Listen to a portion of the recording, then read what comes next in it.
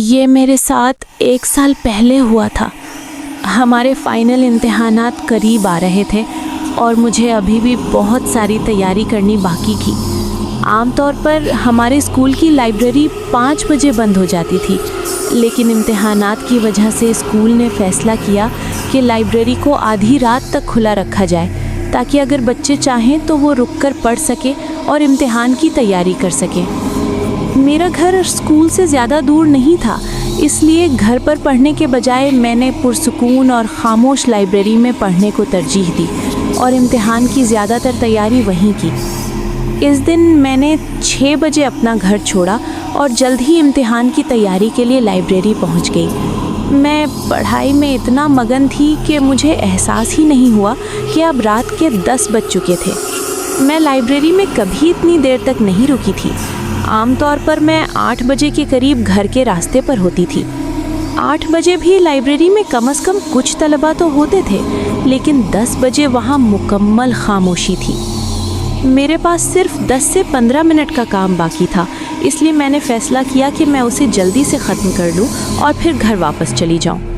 میں پوری طرح اپنے کام میں کھوئی ہوئی تھی جب مجھے کسی کے لنگڑا کر چلنے کی آواز آئی۔ میں نے جلدی سے اپنی کتابیں پیک کی اور لائبریری سے باہر بھاگی۔ ہماری اسکول لائبریری کے باہر ایک بہت لمبا کوریڈور یعنی برآمدہ ہے۔ اس کوریڈور کے آخر میں جب آپ دائیں مڑتے ہیں تو آپ کو اسکول سے باہر نکلنے کا دروازہ ملتا ہے۔ میں کوریڈور سے گزری اور جلدی سے ایگزٹ دروازے کے قریب پہنچ رہی تھی جب میں نے اس کوریڈور کے آخر میں ایک عورت کو کھڑے دیکھا۔ میں نہیں جانتی تھی کہ وہ کون تھی، لیکن جیسے جیسے میں اس کے قریب پہنچی مجھے مزید بے چینی محسوس ہونے لگی۔ میں اتنی بے چین ہو گئی کہ میں نے پکارا، وہاں کون ہے؟ جیسے ہی میں نے یہ کہا وہ چند سیکنڈ کے اندر غائب ہو گئی۔ میں نے سکون کا سانس لیا اور سامنے والے دروازے سے باہر نکل گئی۔ تھکان اور بھوک کی وجہ سے میں ٹھیک سے چل بھی نہیں پا رہی تھی، لیکن میں نے دیکھا کہ سڑک عجیب طرح سے بالکل خالی تھی، جو کہ نہایت عجیب بات تھی کیونکہ یہ سڑک عام طور پر بہت مصروف رہتی تھی۔ رات کے وقت بھی آپ سڑک پر لوگوں کو چلتا پھرتا دیکھ سکتے تھے۔ خوف اور دہشت کی وجہ سے میں چلتے ہوئے زمین کی طرف دیکھتی رہی۔ میں تقریباً گھر پہنچ چکی تھی جب اچانک میں نے زمین پر ایک سایہ دیکھا جو میری طرف بڑھ رہا تھا، باوجود اس کے کہ میرے آس پاس کوئی نہیں تھا۔ جب میں نے اپنا سر اٹھایا تو میں نے اپنے سامنے ایک عورت کو چلتے ہوئے دیکھا۔ مجھے وہ بہت عجیب لگی۔ وہ ایسی دکھ رہی تھی جیسے وہ معذور ہو اور اسے چلنے میں مشکل ہو رہی ہو، اور وہ اتنی آہستہ چل رہی تھی کہ میں پل بھر میں اس تک پہنچ گئی۔ اب میں اس کے اتنے قریب تھی کہ میں اسے واضح دیکھ سکتی تھی۔ اس نے پھٹے پرانے اور میلے کپڑے پہنے ہوئے تھے اور اس کے ہاتھ پاؤں مڑے ہوئے تھے، ساتھ ہی اس کے بال بہت بکھرے ہوئے تھے۔ مجھے یہ اتنا عجیب لگا کہ میں نے اپنے قدم روک لیے۔ میرا دل بار بار مجھ سے کہہ رہا تھا کہ اس عورت کے مزید قریب نہ جاؤں۔ مجھ میں اتنی ہمت بھی نہیں تھی کہ میں اس سے آگے نکل کر آگے بڑھ جاؤں۔ میں سن ہو گئی تھی۔ صدمے کی وجہ سے میرے منہ سے ایک لفظ نہیں نکل رہا تھا۔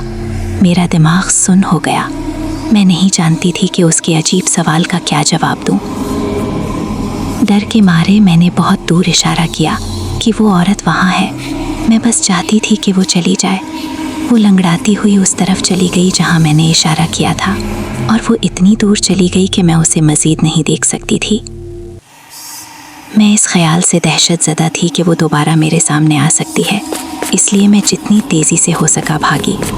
اس وقت میرا دماغ کسی اور چیز کے بارے میں نہیں سوچ سکتا تھا سوائے اس کے کہ کوئی مل جائے جو میری مدد کر سکے، کوئی کار، کوئی شخص یا کوئی بھی۔ اور پھر اسی لمحے میں نے اس عورت کی دور سے چیخنے کی آواز سنی، وہ یہاں ہے۔ اس کے بعد مجھے کچھ یاد نہیں۔ جب مجھے ہوش آیا تو مجھے پتہ چلا کہ میرے پڑوسی نے مجھے زمین پر بے ہوش پایا تھا اور وہ مجھے گھر لے آیا۔ مجھے اس سے پتہ چلا کہ 1998 میں اگاتھا نام کی ایک 32 سال کی عورت تھی۔ اس کی ایک 10 سال کی بیٹی تھی جو ایڈن ہل اسکول میں ہی پڑھتی تھی۔ ایک دن اپنے دوستوں کے ساتھ کھیلتے ہوئے اس کا ایکسیڈنٹ ہو گیا اور وہ مر گئی۔ اگاتھا اپنی بچی کو کھونے کا درد برداشت نہ کر سکی۔ اس کے بعد اگاتھا کی روح کو ایڈن ہل اسکول اور اس کے آس پاس کے علاقے میں اپنی کھوئی ہوئی بچی کو تلاش کرتے ہوئے دیکھا گیا۔ وہ اب بھی بھٹک رہی ہے، اس امید میں کہ وہ ایک بار پھر اپنی بیٹی سے مل جائے۔ امید ہے آپ کو کہانی پسند آئی ہوگی۔ اگر آپ نے ابھی تک نہیں کیا تو کمنٹ کرنا اور میرے چینل کو سبسکرائب کرنا نہ بھولیے گا۔ میں آپ سے پھر ملوں گی ایک اور خوفناک کہانی کے ساتھ۔ تب تک کے لیے اللہ حافظ۔